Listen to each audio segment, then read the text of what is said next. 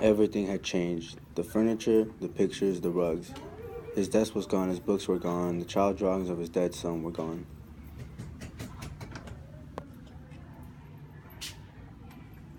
I've been living here for a month. It's my apartment. But I have the key.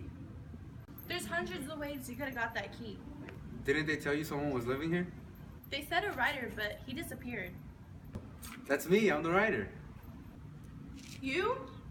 I've never seen a bigger mess in my life. I've had some difficulties lately, but it's only temporary. Do you realize what this means? I mean, frankly, I don't care, and this is my place, and I want you out. His apartment was gone. He was gone. Everything was gone. It didn't matter anymore. Gwen was not surprised that the front door at the 69th Street opened without a key. Nor was he surprised when he reached the Stillman's apartment that the door should be open as well.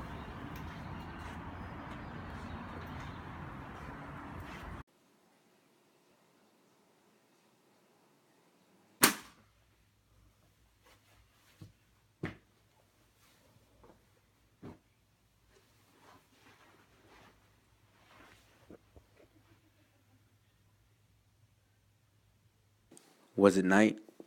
If so, then surely the sun was shining somewhere else. In China, for example. Night and day were no more than relative terms. At any given moment, it was always both. He tried to think about the life he had lived before the story began. So many things were disappearing now. It was difficult to keep track of them. He tried to work his way through the Mets lineup position by position. Mookie Wilson's real name was William Wilson. The two William Wilsons canceled each other out.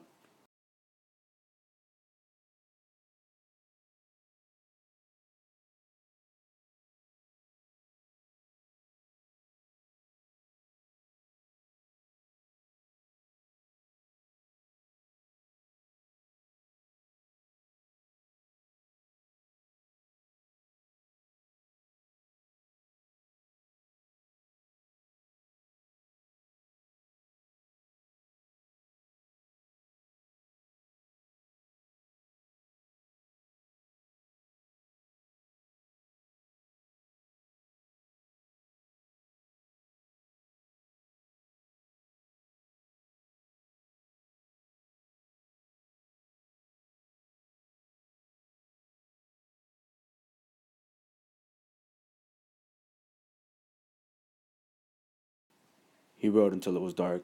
The thought of turning on the light did not appeal to him. For the most part, his entries from this period consisted of marginal questions concerning the Stillman case. Why had he not bothered to look in the old newspaper about Stillman's arrest in 1969? Why had he taken Ustor's word that Stillman was dead?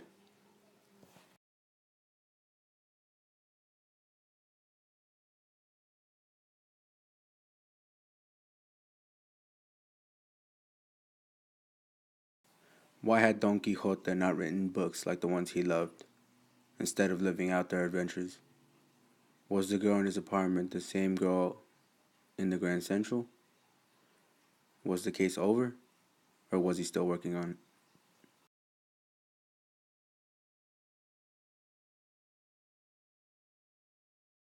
When it was dark, Quinn slept, and when it was light, he ate and wrote. Little by little, darkness had begun to win out. The light had gradually become fainter and more fleeting. It seemed that there was less and less time to eat and write, that these periods had been reduced to a matter of minutes. Once there was time only to write 3 sentences, the next time only 2. He began to skip meals, but the time continued to diminish. The number of pages in the notebook was dwindling. He began to weigh his words with great care. The case was far behind him, and he no longer bothered to think about it. It had become a bridge, another place in his life, and now its meaning had been lost. He wrote about the stars, the earth, his hopes for mankind. He felt that his words had been severed from him, that they were now part of the world at large, as real and specific as a stone or a lake or a flower.